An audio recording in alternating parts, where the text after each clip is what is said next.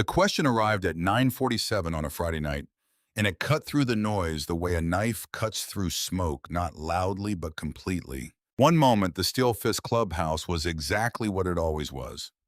On a Friday, 50-plus men in leather drinking, hard talking, loud laughing, the way men laugh when they've put in a good week and feel they've earned the right to be exactly this loud. The jukebox was running something with a heavy bottom end, something that moved through the floorboards and up through the soles of your boots. The air smelled of motor oil and cigarette smoke, and the brand of beer that came in cases of 30 and got cold in the chest freezer by the back door. It was ordinary. It was comfortable. It was the kind of loud that men who work with their hands and live by a code spend all week looking forward to. And then it wasn't any of those things because a boy appeared in the doorway. He was 9 years old.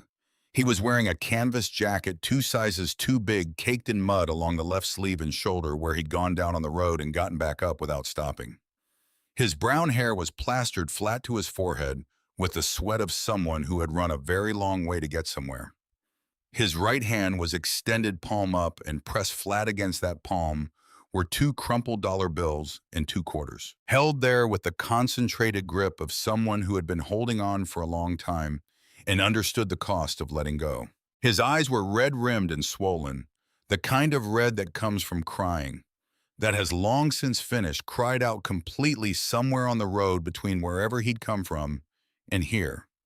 What lived in those eyes now was not grief, not fear, not the desperate pleading that a child's face sometimes holds. What lived there was something harder and quieter and considerably more unsettling than any of those things. It was the expression of someone who had already made a decision and was here to see it through. His left hand was wrapped in a strip of fabric torn from the hem of his jacket. The makeshift bandage was dark at the knuckles. He looked at the room. The room looked at him. Someone killed the jukebox. Nobody ever figured out who. It simply stopped, and the silence that replaced it had a weight, the weight of large, dangerous things going very still. The boy's voice, when it came, was steady. Not the false steadiness of someone performing courage they don't feel, but the real kind. The kind that's left after everything else has been used up. "Is this enough?" he said, "to rent a daddy for just an hour?"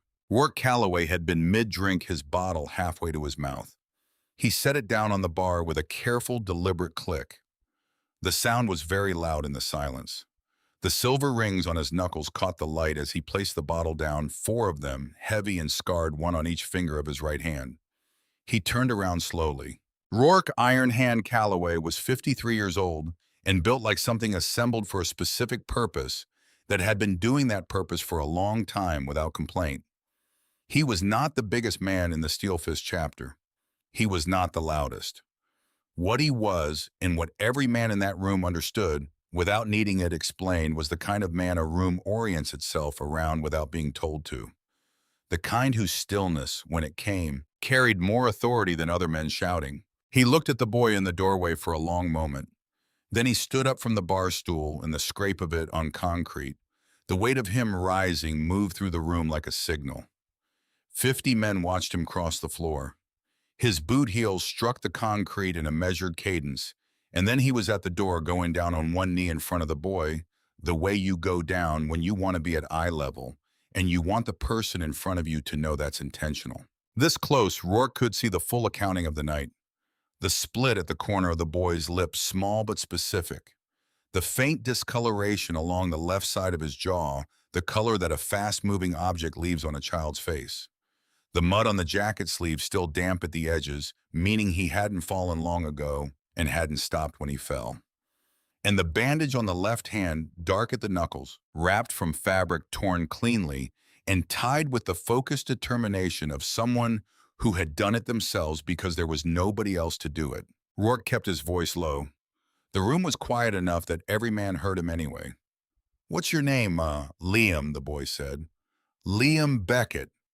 "How old are you, Liam?" "9. Rourke looked at the hand.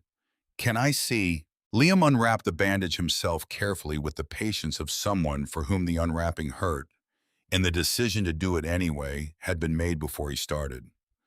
The knuckles were split in 2 places.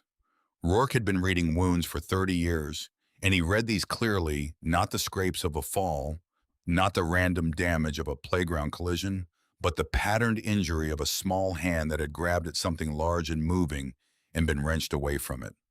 Defensive wounds. The boy had put himself between something and someone else, and the something had been considerably larger than him. Rourke rewrapped the bandage with the care of someone who understood that this was not just a wound, but a record, and records deserve to be treated with respect. "Where'd you get the money, Liam?" The boy's free hand moved to the front pocket of the canvas jacket. He reached in and came out with something small, held it up. In his palm sat 3 curved fragments of white ceramic painted with faded blue flowers, the broken pieces of something that had until recently been a small piggy bank. "It was my dad's," Liam said. "He gave it to me before his last shift. Said to keep it until I really needed help." A pause, the chin moved once controlled. "I really need help." The silence in the room changed. It had been the silence of men going still. Now it became the silence of men remembering things. Rourke looked at the ceramic pieces in the boy's palm, looked at the $2.50, looked at the boy's face. "Who did that to your hand?" "My stepdad. I tried to stop him." Liam's jaw tightened in a way that was remarkable on a 9-year-old's face, the tightening of someone translating grief into something harder and more useful. "He was hitting my mom. Then he locked her in the wine cellar." "Where is he now?" "The Harwick Country Club. He goes every month. Charity dinner. He does speeches." The boy's voice carried something on that last word, not bitterness exactly, but the weight of someone who has watched the distance between what a person says and what a person does stretch into something obscene. "He hits her, and then he goes and gives speeches about protecting families."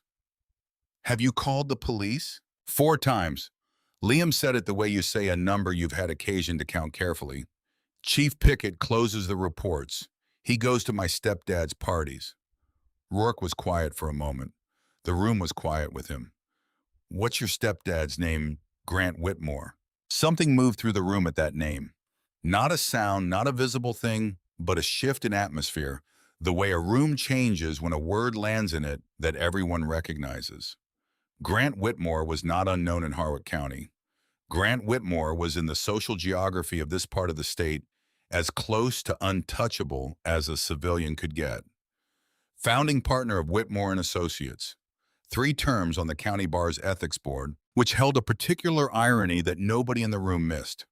Personal attorney to half the county commission. The kind of man whose name in certain rooms served as the end of conversations. This was not one of those rooms. Rourke reached out and took the $2.50 from Liam's palm. He folded the 2 bills, once carefully pressed the quarters flat against them, and placed the folded money in the left breast pocket of his cut directly over his heart. He stood up. He turned to face the room. 50 men were already on their feet. No order had been given. No signal had passed between them. They were standing because they understood what was happening, and because each of them in his own history, his own version of a night like this, had some accounting of what it meant when the door didn't open for someone who needed it to open. "Listen up," Rourke said. His voice was not loud. It never needed to be. "We just got hired." He paused, his hand resting briefly on the breast pocket where the money sat. "Tonight," he said, "we're going to show a rich man what a real father looks like." The sound that moved through the room was not a cheer. It was lower and more serious, and it came from somewhere deeper than enthusiasm. It was the sound of recognition, the sound of men who had spent years building something, a code, a brotherhood, a set of convictions about what men were supposed to do when they were needed, hearing that thing called upon. They moved. Jackets were pulled on. Keys were lifted from hooks. The back door opened, and the night air came in carrying the smell of autumn and asphalt. In the parking lot filled with the purposeful sounds of men mounting bikes and starting engines. Rourke lifted Liam in one arm, set him on his hip, and walked to his Road King. "Hold on to me," he said. The boy wrapped both arms around Rourke's chest and held on with the grip of someone who had learned recently, and at some cost, not to let go of things. But before any of that, before the engines and the road and what waited at the other end of it, There was the matter of how Liam Beckett had come to be standing in that doorway at 9:47 on a Friday night with his father's broken piggy bank in his pocket and his mother locked in a wine cellar and $2.50 in his hand. That story began 4 years earlier in the autumn of 2020 on the last morning Daniel Beckett ever came home. Daniel Beckett had been a firefighter with Harwick County Station 7 for 11 years. He was 31 years old, and he was the kind of man who, if you ask the people who knew him to describe him, they would all start with the same word and then pause because the word was so simple and so complete that everything else felt like a lesser version of it. The word was good, not impressive, not exceptional, not successful. Good. The uncomplicated goodness of a man who showed up when he said he would, who meant what he said, who came home smelling of smoke and washed his hands at the kitchen sink and asked his son about school with the genuine interest of someone for whom his son's school day was the most important thing that had happened since he last walked through the door. Liam had been 5 years old in October of 2020, and his memories of his father were not the organized narrative memories of an adult, but the impressionistic fragments that early childhood keeps the scratch of a uniform collar against his cheek when his father picked him up. The smell of the kitchen on Sunday mornings. The sound of his father's laugh, which was not a performance laugh, but the real kind, the kind that catches people off guard. And the morning of October 14th, 2020, which Liam remembered with the crystallized clarity that the mind reserves for things it knows, even at 5 years old, even before anything has happened, that it will need to keep. His father had been going to work. Standard shift, 24 hours, Tuesday into Wednesday, the same shift he'd worked 100 times before. He was in uniform at the kitchen table drinking coffee, and Liam had come downstairs in his pajamas, the cartoon ones with the rockets on them, and his father had looked up and smiled. He reached into the pocket of his jacket and came out with a small ceramic piggy bank, white with blue flowers painted on it, small enough to fit in a child's hands. He set it on the table in front of Liam. "What's that?" Liam had asked. "Savings," his father said. $2.50. Not a lot. He turned his coffee cup once in his hands the way he did when he was thinking about how to say something correctly. "But I want you to keep it. Don't spend it. Don't break it open. Just keep it until you really truly need help and there's nobody else to ask." He looked at Liam with the directness his father's eyes always had, the look of someone making sure the thing he was saying arrived correctly.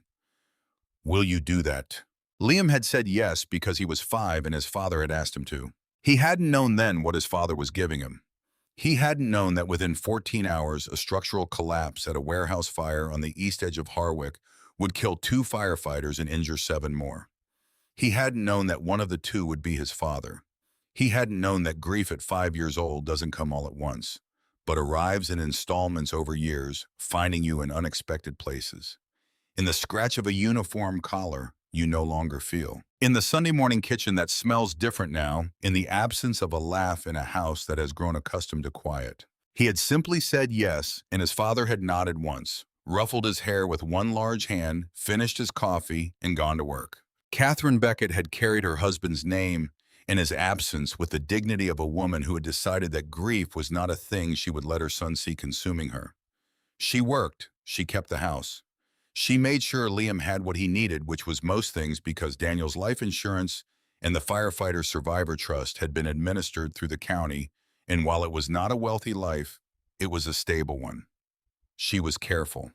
She was present. She was the kind of mother whose love expressed itself not in sentiment, but in constancy, in the reliable, unspectacular fact of being there. She had been 33 when Daniel died. A young widow with a young son, and the kind of woman who attracted the attention of men who recognized competence and steadiness and quiet beauty and wanted to be near those things. She was not naive. She understood what she was, what she represented to a certain kind of man, and she was careful and she was slow. She had not been slow enough. Grant Whitmore entered their lives in the spring of 2022, 18 months after Daniel's death. He had been a client of the law firm that handled Catherine's estate paperwork, and they had met in a waiting room, and he had been, and this was the part Catherine would return to later in the wine cellar in the dark, turning it over the way you turn something you genuinely want to understand. He had been so entirely plausible. He was 44, then polished and certain in the way of men who have spent 20 years being confirmed by professional outcomes. He was attentive in the way that feels like being seen. He asked about Daniel without flinching, which most men didn't do, and he listened to the answers which most men also didn't do, and he seemed to understand that a widow with a son was not a simple proposition and was willing to be patient, which he was for 8 months. With the calibrated patience of a man who understood that patience was an investment with predictable returns. He was kind to Liam. This was the thing Catherine would return to most often in the dark of the wine cellar with her right hand throbbing where two fingers had been bent backward against the wall. He had been genuinely kind to Liam, and she did not believe she had imagined it, but she had been wrong about enough by then to hold the question open. They married in June of 2023. Liam had been 8 years old. He wore a small blue suit and stood very straight in the photographs because his father had told him once in the casual way parents say things that children keep, that a man stands straight in a suit because a suit is a promise that you're taking something seriously. The house at 14 Ashford Lane was larger than anything Catherine had lived in. 7 bedrooms, 2 manicured acres, the architecture announcing its own cost without apology. Grant's home office occupied the entire east wing of the ground floor. His wine cellar temperature-controlled ensured separately accessed through a reinforced door at the base of the kitchen stairs had been mentioned in a county lifestyle magazine the previous winter. He had a photograph of himself with the governor on the wall of his office, and another with the Chief Justice of the State Supreme Court, and a third with the mayor of Harwick at a ribbon cutting for a community center whose naming rights Grant had purchased for a sum that had been in the local newspaper. The country club membership had been a point of pride.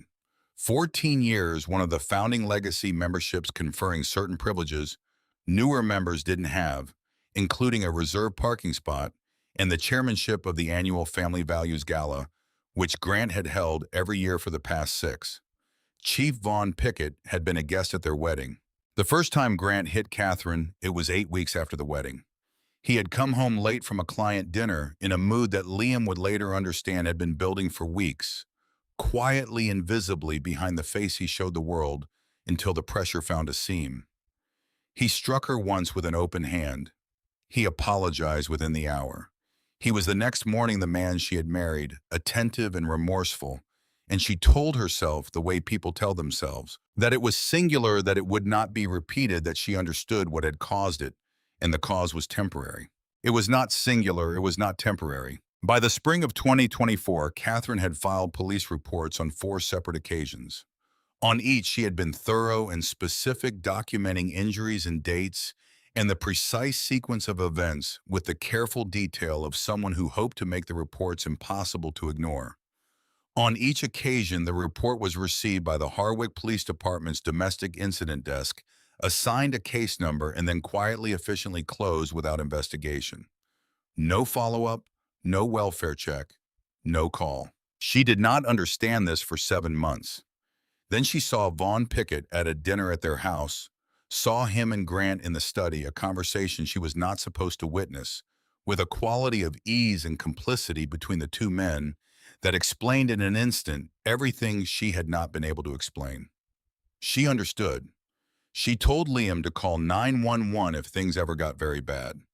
She did not tell him what she was beginning to understand about what 911 meant in their town. Liam was 9 years old by then. He had been watching his mother for 6 months with the focused attention of a child who understands that something is wrong and has appointed himself without being asked and without telling anyone, the person responsible for monitoring it. He noticed things, the way she moved carefully, sometimes with a caution that had nothing to do with the floor being slippery, the way certain shirts were worn in a deliberate way, the way she answered the phone when Grant was in the room, the way she smiled, which was real, which she worked to keep real, but which had something underneath it now that hadn't been there before. He had called 911 twice himself. The second time, a patrol officer arrived 20 minutes after Grant's car had pulled out of the driveway, looked around the house with the perfunctory attention of a man completing a task rather than conducting an investigation. Asked Catherine 3 questions and left without asking Liam anything at all. Liam had stood at the window and watched the patrol car drive away and understood something that 9-year-olds are not supposed to have to understand, that the systems built to protect people sometimes protect other people instead. He began that week to look for alternatives. The Steel Fist chapter had operated out of a converted mechanics shop on the south end of Harwick's industrial corridor for 22 years. Liam had known about it the way kids in a town know about things peripherally, through the attention that anything loud and leather-clad attracts from children in a small city. He had seen the bikes. He had seen the men, large and unhurried, moving with the ease of people who have decided once and for all who they are. He started watching from a distance 3 weeks before the night he walked in. He was systematic about it. He came after school on days when Grant was in court, which he knew from the household calendar that Grant kept on the kitchen wall, a calendar nobody had thought to keep from Liam because nobody had considered that a 9-year-old would treat it as intelligence. He stood on the far side of the industrial road behind the fence of the adjacent lot, and he observed. He watched how men came and went.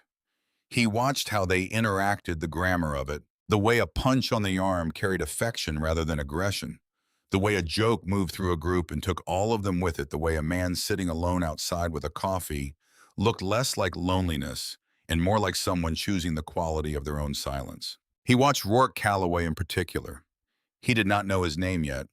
He knew him by sight, the way he moved through the space, the way other men in the yard oriented toward him without being asked to, the way he listened when someone spoke to him fully without his eyes moving to the next thing.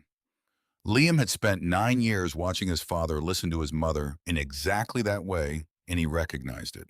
On the third week, on a Thursday afternoon when he had 40 minutes before he needed to be home, Liam sat down on the curb across the street and took the ceramic piggy bank from his jacket pocket. He held it in both hands. He turned it over once the way his father had turned his coffee cup. He thought about what his father had said. Until you really truly need help and there's nobody else to ask. He thought about his mother in the kitchen 3 nights ago, her hand on the counter holding herself very still while Grant talked. He thought about the 4 police reports and what they had produced, which was 4 case numbers and nothing further. He thought about Pickett at the wedding in the study with his hand on Grant's arm and the easy laugh of a man comfortable in a house that belongs to someone else. He brought the piggy bank down once against the curb.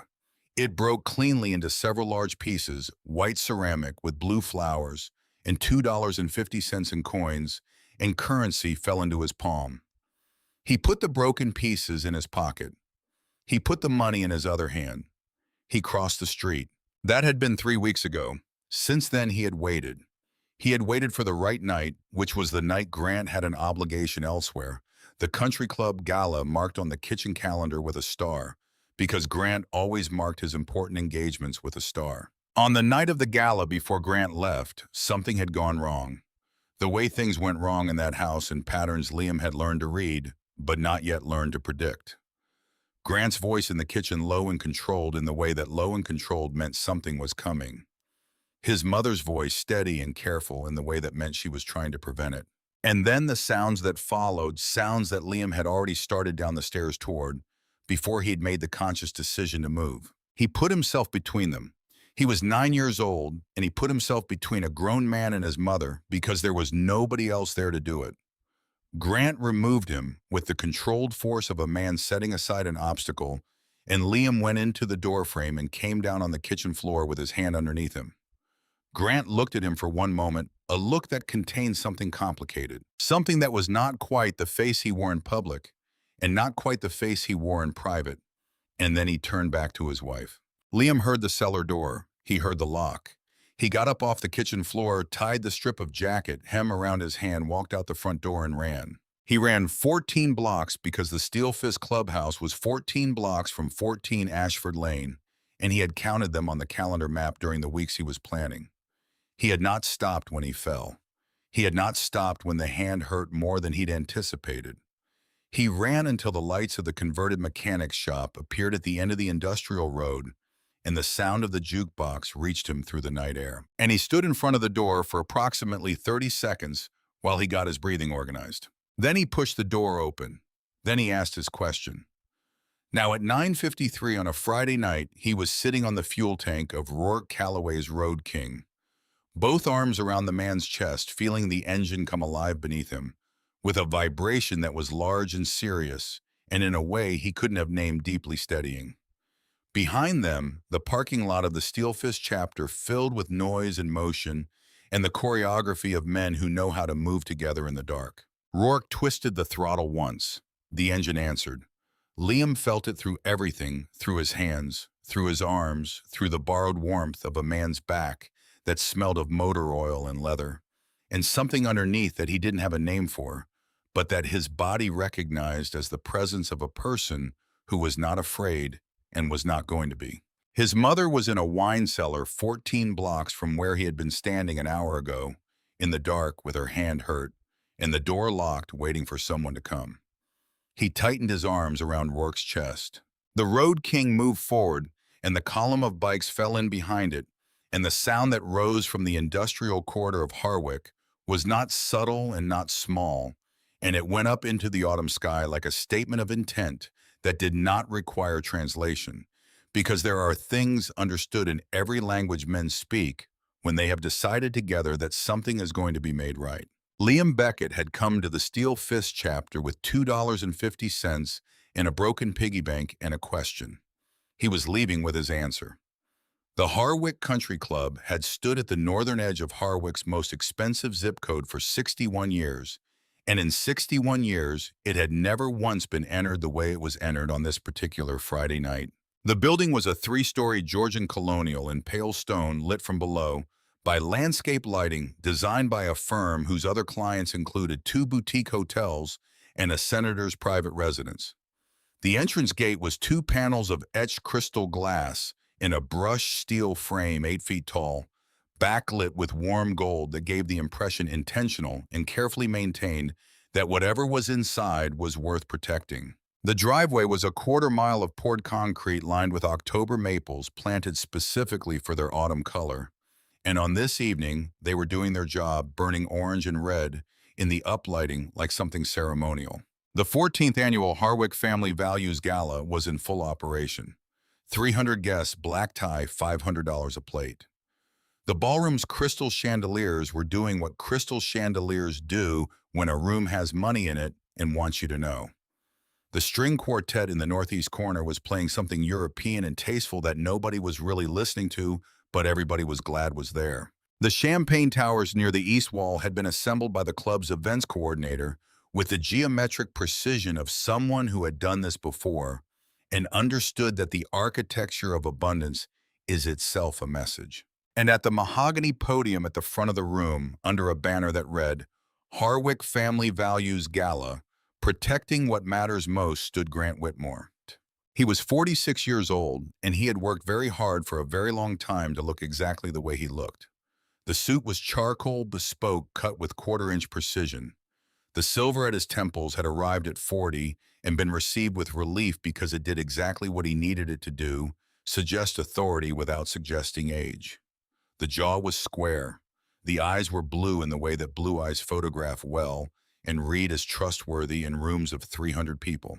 And when he smiled, which he was doing now, the smile traveled far enough up his face to be convincing to everyone in the room who had not spent 2 years watching him from the other side of a kitchen. He lifted his champagne flute toward the crowd. Because at the end of the day, Grant Whitmore said, his voice carrying with the practiced ease of a man who had argued before juries and hostile judges and learned that a room is a room regardless of its size. A family is the most sacred institution we have, and the protection of women and children, the most vulnerable among us, is not simply a legal obligation. He paused a rehearsed pause. It is a moral covenant. The applause was generous. The applause of 300 people who had paid $500 to be in a room with someone who said things like moral covenant with complete conviction and who felt the price was reasonable. Grant Whitmore smiled and let the applause settle over him. Liam Beckett, sitting on the fuel tank of Rourke Calloway's Road King at the far end of the entry drive, heard none of the applause. What he heard through the thick stone walls and the October night air was the low, continuous sound of engines behind him. 47 of them at idle, a sound less like noise and more like weather. like something the atmosphere itself was doing, and what he felt was Rourke's left hand, which had come back briefly to rest on his knee in the way that a person's hand rests on something they are making sure is still there. "You ready?" Rourke said. Liam said yes. Rourke looked at the gate for a moment. The crystal panels, the brushed steel frame, the gold uplighting. He looked at it the way a man looks at something he has already decided to go through and is simply measuring before he does. He opened the throttle. The Road King hit the skates at 40 miles an hour, and the sound that resulted was not an explosion, but it belonged in that category. The category of sounds that arrive before your brain has finished identifying them, that bypass interpretation and go directly to the body. 2,000 square feet of etched crystal came inward in a cascading wave of fragmented light, catching the gold uplighting as it fell. And for approximately 1 second, the entry drive was filled with something that looked in the peripheral vision of the guest nearest the entrance, remarkably like the world coming apart decoratively. The bike did not slow. Rourke had calculated the distance from the gate to the podium, and he had determined that Grant Whitmore needed time to see him coming. The Road King crossed the marble entrance foyer. The rear wheel caught the edge of a Persian rug, hand-woven very old, worth more than most cars, and laid a 10-foot streak of burnt rubber across its center pattern before finding the parquet floor of the ballroom itself. The bike fishtailed left. Rourke brought it straight. It passed between two champagne towers, the left one trembling and holding and the right one collapsing in a crystalline cascade of moe across four formally dressed guests who went very still in the instinctive way of people determining whether they are in immediate danger. Rourke killed the engine, 15 feet from the podium. Grant Whitmore was gripping the sides of the mahogany podium with both hands. His blue eyes were wide in the way of a man whose carefully maintained composure had been interrupted at a structural level. The champagne flute he had been raising was gone, fallen somewhere around the moment of the gate, and it didn't matter. Behind Rourke, through the destroyed entrance, the Steel Fist chapter arrived. Not all of them, the ballroom's square footage, had limits, but enough. 12 bikes inside engines, shutting down in sequence, riders dismounting, with the settled calm of men who have arrived exactly where they intended to be and are not in any rush now that they are here. The remaining 35 had formed up outside, their headlights blazing through the building's glass facade in a solid wall of white light that reached into the ballroom from three directions and settled everything it touched in a stark illumination the chandeliers could not compete with. The engines outside did not shut off. They idled. The sound came through the walls like a pulse, low, steady, and entirely without urgency, which carried its own weight. That urgency could not have matched. The string quartet had put their instruments down. 300 people were absolutely still. Rourke dismounted. He stood for a moment beside the bike, and the room watched him the way rooms watch things they cannot categorize. He was not what the room had categories for. Not security, not law enforcement, not a gatecrasher in any sense the room's occupants had experience with. He was something else, and the room felt the something else without being able to name it. He walked to the podium without hurry. His boot heels struck the parquet in the same measured cadence they had struck the concrete of the clubhouse floor an hour ago. Grant Whitmore straightened as he approached. Some automatic reflex, deeply conditioned over 20 years of high-stakes rooms, lifted his chin and squared his shoulders. The posture of a man who had won enough confrontations by sheer projection of certainty that the posture had become involuntary. Rourke stopped 4 feet from the podium. He reached into the left breast pocket of his cut. He came out with 2 crumpled dollar bills and 2 quarters. He held them up between his fingers so Grant could see them. "Your stepson came to find me tonight," he said. His voice was conversational, almost pleasant in the way that very controlled things sometimes sound almost pleasant. 9 years old, split knuckles, cut lip. He lowered his hand slightly. He'd been saving this for 3 weeks. A pause. He wanted to hire someone to protect his mother. Another pause shorter. For an hour. The 300 guests were not breathing in the way 300 people sometimes collectively stop breathing when something is happening that they don't have a framework for. Grant Whitmore's composure reassembled itself. It was visible, the reassembly, like watching a man retrieve something he dropped without wanting anyone to see him drop it. His legal mind had not stopped functioning.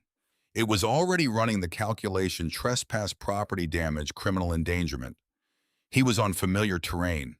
He had controlled rooms like this. "You are trespassing on private property," he said with the controlled volume of a man projecting authority toward a crowd as much as toward the individual in front of him. "You have committed criminal trespass, property damage, and the endangerment of 300. Where is she?" Two words, no heat, no volume. They stopped Grant Whitmore's sentence the way a wall stops a car. Not because they were loud, because they were the only words in the room that meant anything. Grant opened his mouth. Whatever he had been planning to say was still forming when the side entrance opened. Sybil Crane walked in. She was 34 years old and dressed and moved with the economy of someone who had learned that, in rooms that underestimate her, the underestimation itself is a tool. Dark blazer, gray blouse, leather portfolio under one arm, laptop bag over her shoulder. She set the laptop on the nearest table with the efficiency of someone who has done this before and has no interest in the room's opinion of her while she does it. She opened the laptop. She turned it so the room could see the screen. "Grant Whitmore," she said. Her voice was precise and unhurried and carried without effort. "My name is Sybil Crane. I am an attorney licensed in this state and 3 others, and I have in the last 90 minutes transmitted to the Federal Bureau of Investigation's Financial Crimes Division a complete record of 17 years of wire transfers between the Whitmore and Associates client accounts and 3 shell corporations registered respectively in Delaware, the Cayman Islands, and Cyprus, through which you laundered in excess of $40 million for a consortium of overseas commercial clients." She tapped the screen. The room was listening in the way rooms listen when they understand that what they are hearing is the sound of something ending. "I have also transmitted documentation of your diversion over the past 4 years of the Firefighter Survivor Benefits Trust, established in the name of Daniel Beckett, Liam's father, who died in the line of duty in October of 2020, into a personal investment account registered in your wife's name without her knowledge or consent." The silence in the room acquired a new quality. Not the silence of shock. The silence of 300 people arriving at different speeds at the same destination. Grant Whitmore's face underwent a change. Not the theatrical collapse of a villain in a film, something smaller and more complete than that. The way a structure changes when the load-bearing element is removed. The suit was still immaculate. The silver temples were still distinguished. But the face wearing them had become in 90 seconds the face of a different man than the one who had been holding a champagne flute and speaking about moral covenants 3 minutes ago. "None of that evidence," he said carefully, "is admissible without a federal warrant signed by Judge Harriet Bowman of the Third Circuit Court of Appeals at 9:41 this evening." Sybil slid a document from her portfolio across the nearest table toward him. "You'll find the warrant number and Judge Bowman's direct contact information on the cover page.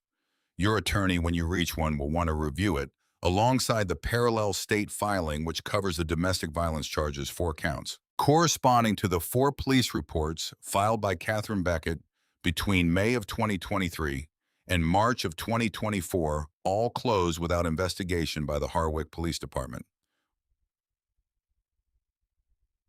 She tilted her head slightly. "The state filing also covers the false imprisonment charge relating to Catherine Beckett's current situation and the child endangerment charge relating to Liam." Grant looked at the warrant with the focused attention of a man who knows what warrants look like and is reading this one with professional care, looking for the angle, the procedural flaw, the technical vulnerability. His face as he read told the room he was not finding it. He looked up at Rourke. "You have no idea," he said quietly with the cold certainty of a man who had spent 20 years being the most dangerous person in any legal room he walked into. "What you have walked into. You have no idea who you're—" The side door opened again. Chief Vaughn Pickett walked in with 6 uniformed officers, his right hand on his sidearm, his face arranged in the expression of a man who has been called to exercise authority and intends to exercise it comprehensively. Pickett was 58 broad through the shoulders, with the physical confidence of a man who has had a badge for 30 years and learned that the badge does most of the work before he has to. He scanned the room. He saw the bikes. He saw the leather. He saw Rourke at the podium. He made a rapid, professionally confident assessment. "All right," he said loudly, moving forward with his officers flanking out on either side. "Everybody calm down. I want these bikers on the ground, hands behind Chief Pickett." Sybil Crane's voice. She hadn't raised it. Pickett stopped. He looked at her. "The federal warrant on that table supersedes your jurisdictional authority in this matter," she said pleasantly. Additionally, the State Attorney General's office received at 9:52 this evening a formal complaint alleging conduct unbecoming obstruction of justice and conspiracy in the concealment of domestic violence reports filed by Catherine Beckett on 4 separate occasions, all closed without investigation by your department. She paused. "The AG's investigator is currently in the parking lot. He would like a word." Pickett's hand came off his sidearm. His face moved through several expressions, not quickly, but with the visible effort of a man processing information arriving faster than he can reclassify it.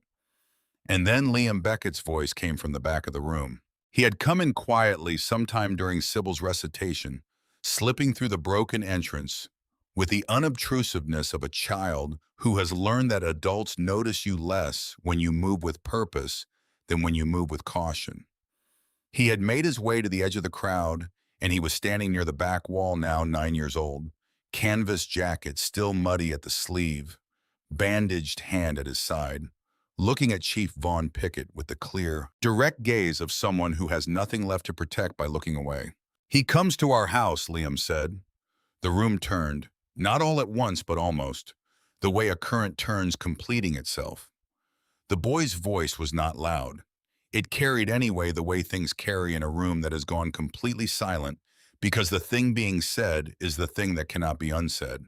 "Chief Pickett comes to our house," Liam said. "He drinks my stepdad's wine. He sat at our table at Christmas."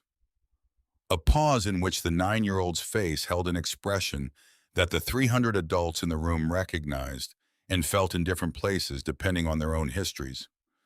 "I called 911 twice. He's the reason nobody came." Vaughn Pickett looked at the boy. The boy looked at Vaughn Pickett. The 6 officers behind Pickett looked at each other with the expression of men rapidly and visibly recalculating their professional situation. There are moments in rooms when the architecture of power, the invisible structure of who answers to whom and who protects whom and who will back whom, when things go wrong, shifts. Not loudly, not with announcement, simply shifts the way weight shifts on a scale when something new is placed on it and the needle moves and everyone watching can see exactly where it is settled. This was one of those moments. Pickett's hand did not go back to his sidearm. His officers did not move forward. He stood in the ballroom of the Harwick Country Club under 300 sets of eyes and 1 federal warrant and the unblinking gaze of a 9-year-old boy and the 30 years of institutional authority that had always been available to him in moments like this was not in this moment available to him. He looked at Grant Whitmore. Grant Whitmore looked back at him. 2 men who had spent years in a comfortable and mutually beneficial arrangement looking at each other across a room in which that arrangement was dissolving in real time in front of witnesses on camera, with a federal investigator in the parking lot and a warrant signed by a Third Circuit judge on the nearest table. Rourke had been waiting. He had been standing 4 feet from the podium since he'd walked up to it, and he had not moved during any of what had just happened, because none of it had required him to move. And Rourke Calloway was not a man who moved when stillness would serve better. He moved now. He walked to the podium. Grant Whitmore turned toward him with the reflex of a man who has always had resources available when needed and is only now understanding that the resources are not available tonight. He began to say something, a sentence that started with the word "you" and was going to end somewhere in the territory of legal consequence. Rourke hit him once. It was a straight right hand delivered without wind-up, without theater, without the telegraphing that untrained men produce when they are trying to hit something hard. The knuckles, 4 of them, heavy and silver-ringed and carrying 3 decades of accumulated weight, arrived at the bridge of Grant Whitmore's nose with the complete, efficient directness of something that had been thinking about this without knowing it was thinking about it. For the entire length of a 9-year-old boy's life, Grant Whitmore went sideways off the podium. He hit the edge of a dinner table. He took a champagne tower down with him in a cascade of crystal and expensive wine that spread across the parquet in a widening pale gold arc. The room was absolutely still. Rourke reached down. He took Grant Whitmore by the lapels of his bespoke charcoal suit and brought him to his feet with the indifferent efficiency of someone picking up something they have put down temporarily. He looked at him. Grant's face was no longer the face that had been photographed with governors and chief justices and mayors at ribbon cuttings. Something had gone out of it that had been structural rather than cosmetic, and without it, the face was smaller and less certain, and considerably more frightened than the suit had been suggesting all evening. "My name is Rourke Calloway," Rourke said quietly. "I'm a father tonight." He reached into his breast pocket with one hand, the other still holding Grant by the lapels, and came out with 2 crumpled dollar bills and 2 quarters. He held them up in front of Grant's face. "I'm billing at $2.50. He pressed the money into Grant's hand and closed his fingers around it. "We're going to go find your wife now, and you're going to walk." He released the lapels. Grant Whitmore stood. He stood because his legs for the moment still worked, and because there was a man in front of him who had made it very clear what the alternative to standing and walking was, and because the alternative was not at this precise moment viable. Liam was at Rourke's side. He had crossed the room during the last 30 seconds, moving through the crowd with the quiet purposefulness with which he had moved through everything tonight. And he was standing at Rourke's left, now looking at Grant Whitmore, with the expression of a boy who has been very frightened and is not frightened anymore and is not yet certain what the thing on the other side of frightened is called. Rourke looked down at him briefly. "Let's go get your mom," he said.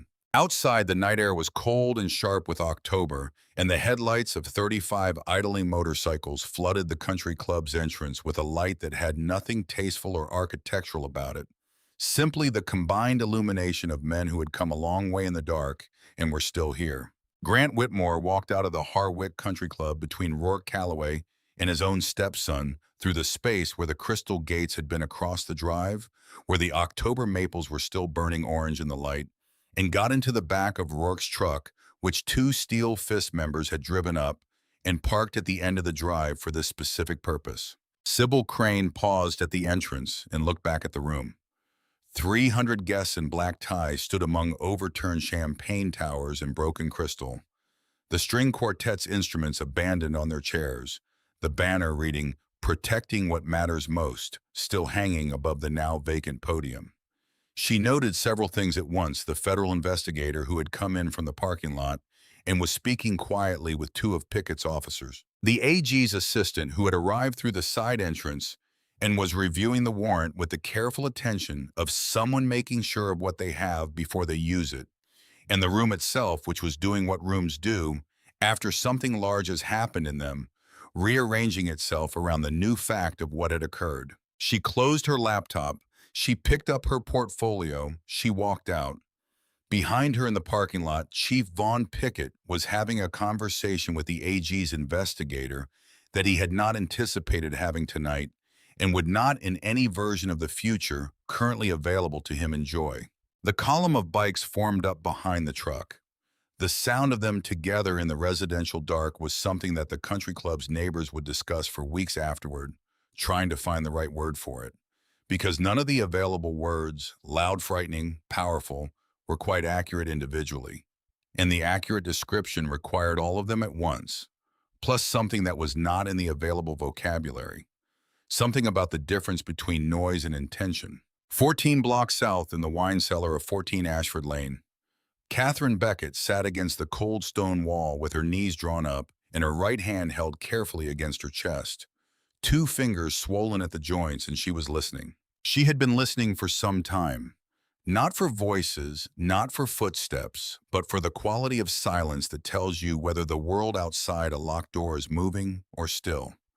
In the last several minutes, the silence had begun to carry something inside it, something low and continuous approaching from the distance, growing steadily the way weather grows, building toward the house from multiple directions at once. She did not know what it was. She knew what it sounded like. It sounded like something coming. Ashford Lane had never been a loud street.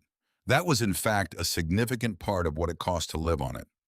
The houses were set back from the road on lots measured in acres, not feet, and the landscaping between them had been chosen and maintained with the intention of ensuring that whatever your neighbor was doing, you did not have to know about it.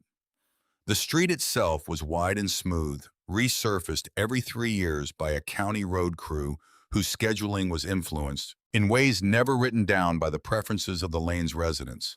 It was the kind of quiet that money purchases and then forgets. It purchased that becomes simply the texture of the world as it is supposed to be.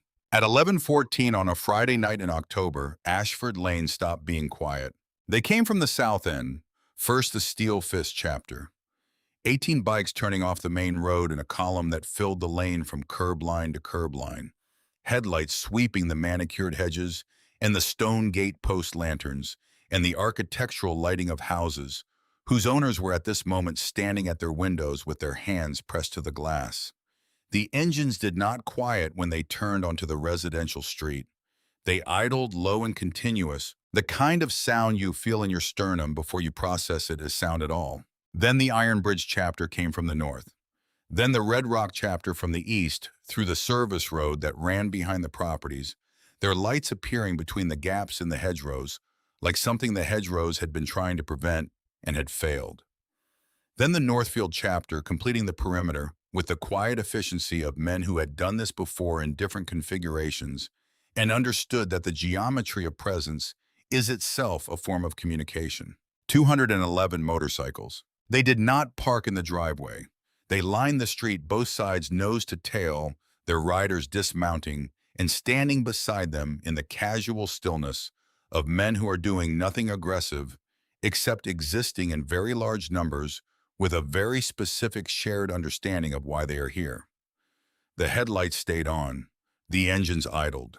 The sound of them together in the residential silence of Harwick County's most expensive street was a sustained, communal note that entered the houses through their foundations and their window glass and the gaps around their doors that found its way into every room and settled there like a presence that intended to stay until it had a reason to leave. Hector Briggs stood at the head of the formation beside his own bike, arms folded, looking at the front face of 14 Ashford Lane with the expression of a man who has made a decision and is at peace with it. He was 51 years old, and he had been the president of the Steel Fist chapter's parent organization for 9 years, and he had in those 9 years made a policy of not explaining his decisions to people who had not earned the explanation. He had made 3 phone calls in under 4 minutes when Rourke had radioed from the road. He had not used many words. He had said Liam Beckett's name, and then he had said Daniel Beckett's name, and then he had given the address, and on each call there had been a pause that lasted approximately 2 seconds, the time it took for the person on the other end to understand what was being asked and confirm that they were coming. He had not told Rourke he was making those calls. He had not told anyone. There were things Hector Briggs did that did not require announcement, and this was one of them. The truck with Grant Whitmore in the back seat pulled into the driveway of 14 Ashford Lane and stopped. Rourke got out. Liam got out after him. 2 Steel Fist members came around to the back doors, and Grant Whitmore, his nose swollen, his charcoal suit carrying the wine stains of a collapsed champagne tower, stepped out onto the driveway of his own home and stood in the October night air and looked at what his street had become. He looked for a long time. The engines idled, the headlights held, the riders stood. Something happened to Grant Whitmore's posture during those seconds that was not the result of anything anyone said or did. It was the result of arithmetic, a simple, unavoidable calculation performed by a man who had spent 20 years understanding power, who had always been able to look at any situation and identify the leverage, the angle, the procedural mechanism through which he could extract himself or delay the consequence long enough to make it someone else's problem. The calculation in this case was brief. There was no leverage. There was no angle. There were 211 motorcycles on his street and a 9-year-old boy standing in his driveway looking at him, and a federal warrant signed by a Third Circuit judge, and his wife was in the wine cellar, and the engines were idling in the dark with the patient sound of things that have all night. His legs made a decision that he had not consciously issued. He sat down on the running board of the truck. Rourke looked at him for a moment. Then he looked at Liam. "Come on," he said.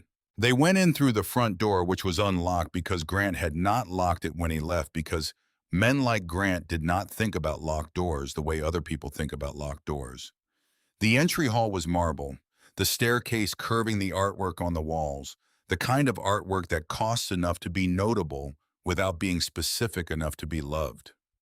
Rourke moved through it without looking at it. Liam moved through it with the focused purposefulness of someone navigating a space that has stopped being home and become something else. The kitchen was at the rear of the house, large and professionally equipped. The door to the wine cellar was set into the wall beside the refrigerator, heavy oak, with a brushed steel handle and a lock that required a key. Rourke looked at the door. He looked back at the entry hall where Grant Whitmore was being walked in by two Steel Fist members being settled onto the bench by the front door with the careful, controlled handling of men who are being professional about something they would prefer to be less professional about. "Key," Rourke said. Grant reached into his jacket pocket. His hand was not entirely steady. He produced a key on a single ring, no other keys attached to it, kept separate from everything else, which told Rourke something about the frequency of its use that he did not need to be told but noted anyway. He took the key. He walked back to the cellar door. He put the key in the lock and turned it, and the mechanism released with a sound that was small and specific and carried in that kitchen with the weight of a sound that has been waited for. He opened the door. The cellar stairs descended into temperature-controlled darkness, the air rising through the open door cool and dry with the faint smell of aged oak and stone. Rourke found the light switch on the left wall and turned it on, and the cellar filled with the low, warm light of the rack lighting that Grant had installed to show his collection to its best advantage. And at the far end of the cellar against the stone wall, Catherine Beckett looked up. She was sitting with her knees drawn up and her back against the wall, her right hand held carefully against her chest. The bruising around her left eye had developed fully in the hours since it had been struck the specific dark color of a recent significant impact. Her right hand held against her chest, with the deliberateness of someone managing pain rather than simply feeling it, showed two fingers swollen at the joints. She had heard the engines. She had been hearing them for several minutes, feeling them through the stone floor in the foundation walls, the low, continuous vibration of something very large and very present gathering itself around the house. She had not known what it meant. She had allowed herself in the dark to believe it might mean something good sitting with that, carefully the way you sit with something fragile you don't want to break by holding too tightly. She saw Rourke first, a large man in a leather cut she didn't recognize filling the doorway of her own wine cellar, and she did what she had learned to do in this house: assess, before reacting, determine before responding. Then she saw what was behind him.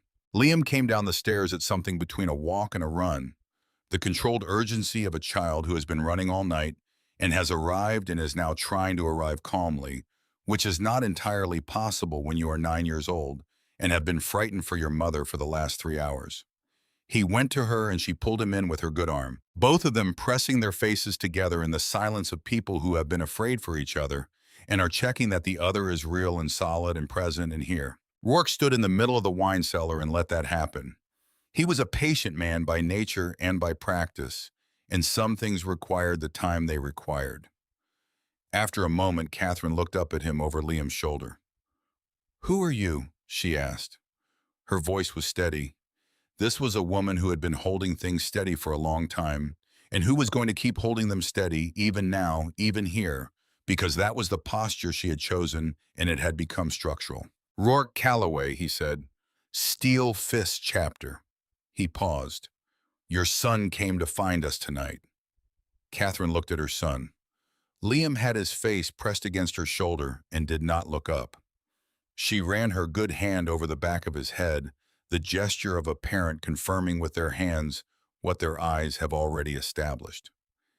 "Is he hurt?" she asked. "His hand," Rourke said. "He wrapped it himself. He'll need to be looked at." She nodded.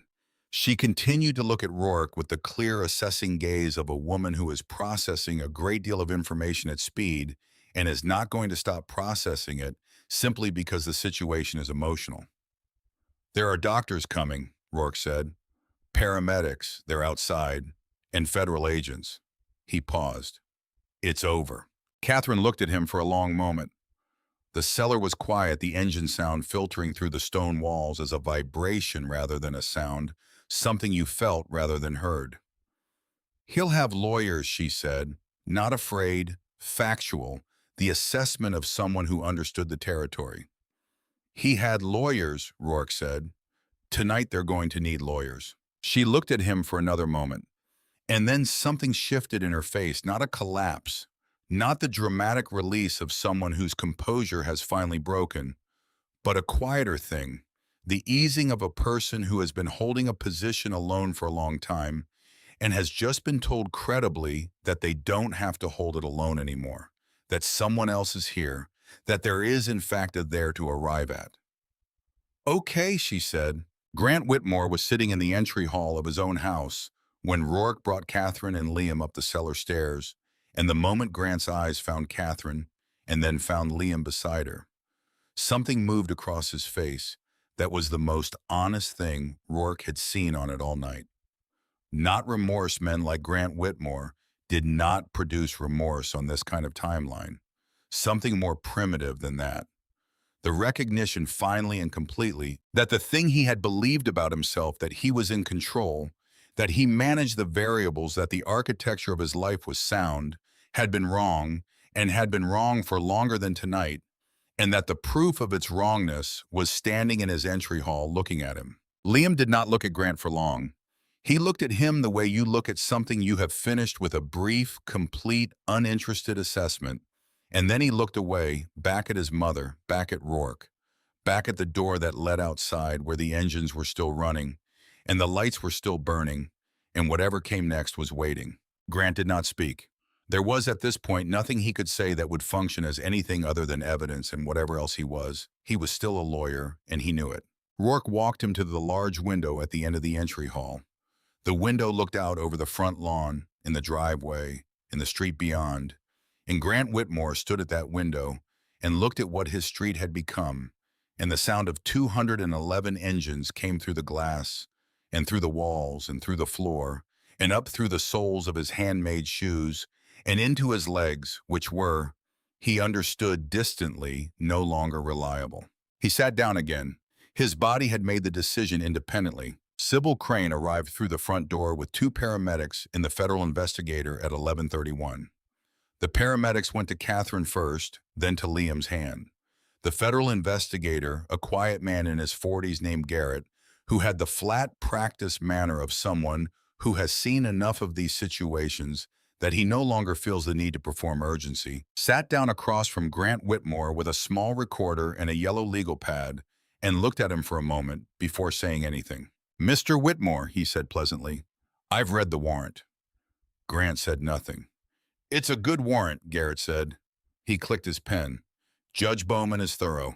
Sybil stood at the kitchen counter and opened her laptop. Her portfolio spread beside it. She moved through documents with the efficiency of someone completing a process she had prepared for extensively and is now simply executing. She had been preparing this specific set of filings for 6 months, not because she had known Liam Beckett would walk into a Steel Fist clubhouse on this particular Friday night, but because she had known, with the professional certainty of someone who had been tracking Grant Whitmore's financial architecture for 2 years, that a night like this was coming, and that when it came, the documents needed to be ready. She had met Catherine Beckett once briefly at a legal aid clinic 14 months ago, before Catherine had understood what she was in, and before Sybil had understood that this specific case was the one her 2 years of preparation had been building toward. She had given Catherine her card. Catherine had kept it. 3 weeks ago, Catherine had called. The call had lasted 11 minutes and covered, with the focused precision of a woman who had been composing that conversation in her head for months, everything Sybil needed to know and several things she hadn't known to ask about. Sybil had accelerated her timeline. She had called in 2 favors she had been holding carefully. She had called Judge Bowman's clerk. She had called the FBI field office. She had not known about Liam and the $2.50 until Rourke's call reached her at 9:58, and she had been in the parking lot of her office building, already in her car, with the portfolio on the passenger seat, already en route to the country club. The warrant had been in her bag since 8 o'clock. Outside, the engines ran. The federal agents arrived in 3 vehicles at 11:47. They were thorough and efficient and had the quality of people who have all the paperwork and are here simply to complete the physical portion of a process that has been legally established. Grant Whitmore was read his rights in his own entry hall in front of his own artwork beneath his own curved staircase, with 211 motorcycle engines idling in his street as the ambient soundtrack. He did not resist. The resistance had gone out of him in stages over the last hour, and what remained was a man in an expensive suit who was very tired and very afraid in the small, specific way of people who have run out of mechanisms. Vaughn Pickett arrived in his own car without his officers at 11:52. He was met at the end of the driveway by the AG's investigator who had driven over from the country club, and the conversation they had was not long. Pickett's face during that conversation held the expression of a man performing calculations that are producing consistently bad results. He did not enter the house. He did not need to. When Grant Whitmore was walked out of 14 Ashford Lane and to the federal vehicle waiting in the driveway, he passed between 2 columns of steel fist members who had positioned themselves on either side of the path with the silent, formal deliberateness of a guard of honor running in reverse. He did not look at them. He looked at the ground. At the end of the path, he looked up once. Liam was standing at the doorway of the house, his mother's good arm around his shoulders. Grant looked at the boy. The boy looked back at him with the same clear, uninterested gaze as before, the gaze of someone who has finished with something and has turned their attention to whatever comes next. Grant Whitmore got into the federal vehicle. The door closed. The engines outside throttled up for 3 seconds, a single unified note that climbed through the residential night of Harwick County and rattled windows for 6 blocks and set off car alarms in 4 directions and disturbed the sleep of dogs and woke children who would ask their parents in the morning what that sound had been and whose parents would not have an answer that was both accurate and explainable. Then the engines settled back to idle. Then one by one they began to go quiet. The 3 weeks that have followed were not quiet, but they were orderly in the way that things become orderly when the right mechanisms are finally running in the right direction. Grant Whitmore was held without bail on the federal charges, which the prosecuting attorney argued successfully on the grounds that a man with 17 years of offshore financial infrastructure represented a non-trivial flight risk. The state charges were filed separately and ran parallel. His attorneys, 2 of them, both competent and both operating with the specific handicap of a client whose own professional expertise gave him strong opinions about his defense strategy, filed 3 motions in the first week. Judge Bowman denied all 3. The attorney from Whitmore and Associates, who was nominally responsible for the firm's operations in Grant's absence, announced on the 12th day that he was cooperating fully with the federal investigation, which was the announcement of a man who has read the discovery documents and made a professional assessment of the available futures. Grant Whitmore received 41 years across 3 concurrent federal sentences. The state sentences ran concurrent with the federal. His attorney at sentencing noted that his client had no prior criminal record. Judge Bowman noted in her response that the absence of a prior record was not evidence of the absence of prior conduct, and that the documentation in this case suggested a man who had been very careful for a very long time, and that careful and innocent were not the same word. Vaughn Pickett took a plea on the obstruction charges. He lost his badge on a Tuesday and his pension on the Thursday of the same week, and began serving 18 months at a minimum security facility in the western part of the state the following January. The 6 officers who had been with him at the country club were reviewed individually. 2 were suspended. 1 resigned. 3 were cleared, having established credibly that they had not known the nature of the situation before arriving. The Firefighter Survivor Benefits Trust, established in Daniel Beckett's name, was reconstituted by court order with interest calculated from the date of the first diversion. A federal trustee was appointed to administer it. The trust would become Liam Beckett's outright on his 25th birthday in 2036. The trustee sent Catherine a letter explaining the terms. She read it at the kitchen table of the small house she had rented on the east side of Harwick, read it twice, and then folded it carefully and put it in the metal box where she kept the documents that mattered. The Harwick Country Club sale was completed in the third week of November, conducted through a legal trust managed by Sybil Crane on behalf of the Steel Fist Chapter's Community Foundation, an entity that had, to the considerable surprise of the county business reporters who covered the transaction, existed legally and in good standing for 11 years with a certified accountant, quarterly filings, and a mission statement written by Hector Briggs himself on a yellow legal pad, on an evening 11 years ago that he did not discuss. The board sold. They were not in a position to negotiate, having spent 3 weeks at the center of a news cycle that had not treated them gently. The renovation took 6 weeks. Hector Briggs supervised it personally, arriving each morning at 7 and leaving each evening after the crew had gone walking. The spaces with the focused attention of a man who has a specific picture in his mind and is checking day by day whether what is being built matches it. He had grown up in a house in a small town in the western part of the state where his mother had needed a door that someone would come through and nobody had. And he had left that town at 17 with the compressed determination of someone who does not intend to carry a thing forever, but has not yet found the place to put it down. He had never spoken of this to anyone in the chapter. He had spoken of it once briefly to Rourke on the evening of the first day of renovation, standing in the space that had been the country club's ballroom and would become the shelter's common room. He said 5 sentences. Rourke listened without comment. That had been sufficient. The facility that emerged from the renovation had 22 private rooms, a secure intake office, a children's room with low furniture and books, and a window that looked out onto the east garden that Hector had insisted on replanting, a legal services suite, staffed 2 days a week by Sybil Crane's firm at no charge, and a full commercial kitchen run by the wife of a Northfield chapter senior member who had been a professional cook for 15 years and found in the first week that the work suited her in the way work suits people when it is the right shape for what they carry. The sign above the entrance read in plain letters on a plain board, Harwick Family Shelter. No further explanation was offered. The community did not require one.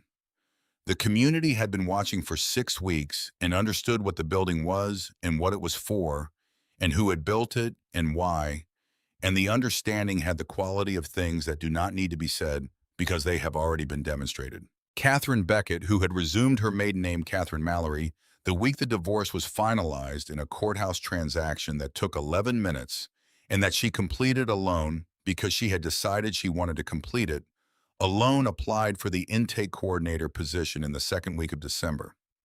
Sybil called her the next morning. The interview lasted 25 minutes, most of which was Sybil explaining the operational requirements of the role and Catherine asking specific practical questions that indicated she had already thought carefully about most of them. She started the following Monday. She was good at it quickly and without apparent effort, in the way people are good at things they understand from the inside that they have no need to imagine because they have lived the texture of what walks through the door. Liam started at his new school in January. It was smaller than his previous school and had a better library and a science teacher who kept a working telescope in her classroom and let students use it on clear day lunch periods, which Liam found interesting enough to arrive early for twice in the first week. He was quiet in the way children are quiet when they are processing things that adults would need several years and several therapists to work through, and he was also in the way 9-year-olds are resilient in ways that adults consistently underestimate, increasingly fine. He had a friend by the third week named Marcus who shared his precise opinion about a particular video game and did not ask questions about where he had lived before, which was exactly what Liam needed and exactly what Marcus, for his own reasons, was also suited to provide. The rescue dog arrived in February. He was of indeterminate breed and enormous disposition, weighing 67 pounds and operating with the confidence of an animal that has decided it is home and intends to behave accordingly. Liam named him after a character from the video game. Catherine accepted this. The dog slept at the foot of Liam's bed, and occasionally when the night was cold at the foot of Catherine's, which she also accepted. On the first Saturday of November, the Steel Fist chapter held their annual autumn ride. It was 140 miles of hill road between Harwick and the coast, through country that was at this time of year doing everything that November country does when it has made up its mind to be beautiful. The ridge lines burning in the cold morning light, the valley roads running under canopies of red and gold that strobe past at speed in the meditative way that only exists on a motorcycle. When the road is good and the engine is honest, and there is nothing between you and the weather but leather. 3 chapters had been invited this year. 211 bikes, give or take.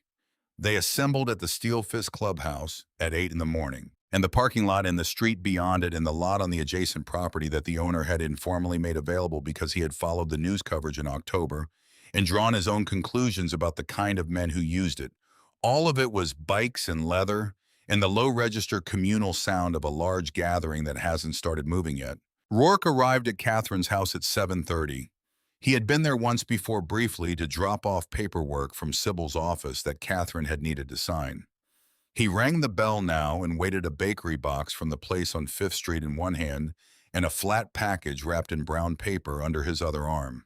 Liam answered the door. He was in socks and a t-shirt with a cartoon on it, his hair in the configuration of someone who has not yet done anything about the morning, and his eyes had the alert, already awake quality of a child who wakes up ready regardless of the hour. He looked at the package. "What's that? Open it." Liam set the bakery box on the entry table without being asked to and took the brown paper package in both hands. He unwrapped it with the careful attention he brought to most things, peeling the tape rather than folding the paper back. Inside was a leather vest, cut small, tailored to fit a 9-year-old's shoulders with the same precision that the adult versions were cut in the same black leather, with the Steel Fist chapters patch on the back, in the same thread, in the same dimensions as every other patch the chapter's seamstress had produced in 22 years. Not a child's imitation of the thing itself reduced to the right size. Liam looked at it for a long moment. He turned it over in his hands. He looked at the patch. He looked at the stitching. He looked at the inside of the collar where the lining was stitched in black thread, and there in small, precise letters that someone had added separately after the vest was otherwise complete. On a night when the chapter house was quiet and Rourke had sat alone at the work table with a needle and a spool of white thread and done something that took him 2 hours because he had not done it before and wanted to do it correctly, were the words D. Beckett 2020. Liam read the words. He read them again. He did not say anything. He stood in the doorway in his socks and his cartoon shirt with the leather vest in his hands and the morning light coming in around him, and his face held an expression that was too complicated for 9 and not complicated at all. Both things simultaneously, the way the simplest and most important things usually are. Catherine appeared in the hallway behind him, coffee in hand, and looked at the vest. She looked at Rourke. She saw the lining and the letters, and she was quiet for a moment, in the way she was quiet when something arrived that was larger than she had been braced for, and she was deciding how to hold it. She had been deciding how to hold things for 5 years, and she was very good at it, but this required a different kind of holding than any she had practiced. She looked at Rourke over her son's head. Rourke said nothing. There was nothing that needed to be said, and he was not a man who filled silences that were doing useful work. Catherine nodded once, a small, complete nod. The nod of a woman who has understood something fully and is confirming the understanding without requiring it to be elaborated. "Breakfast first," she said. They ate at the kitchen table, the 3 of them, with the dog turning slow. Optimistic circles near the bakery box until Liam gave him a piece of something he wasn't supposed to have, which Catherine observed and did not comment on. They talked about the ride, the route, the weather, which was cold but clear, the coast road at this time of year, and they talked about the telescope at Liam's school and the video game, and Marcus, who Liam reported had an opinion about motorcycles that Liam considered ill-informed and was planning to correct. Rourke listened in the way he listened fully and without his attention going elsewhere, and the kitchen was warm and the coffee was good, And outside, the morning was doing what November mornings do when they've decided to be clear. At 9:15, Liam put on the vest. He stood in the entry hall and put it on over his t-shirt, and Catherine fastened the front for him and stepped back and looked at him. And her face did what a mother's face does when she looks at her child. In a moment, she understands, even as it is happening, that she will carry for the rest of her life. Rourke crouched in front of him and straightened the collar. "Ready," he said. Liam Beckett stood up straight in the way his father had told him a person stands in something that means they are taking it seriously. "Yeah," he said.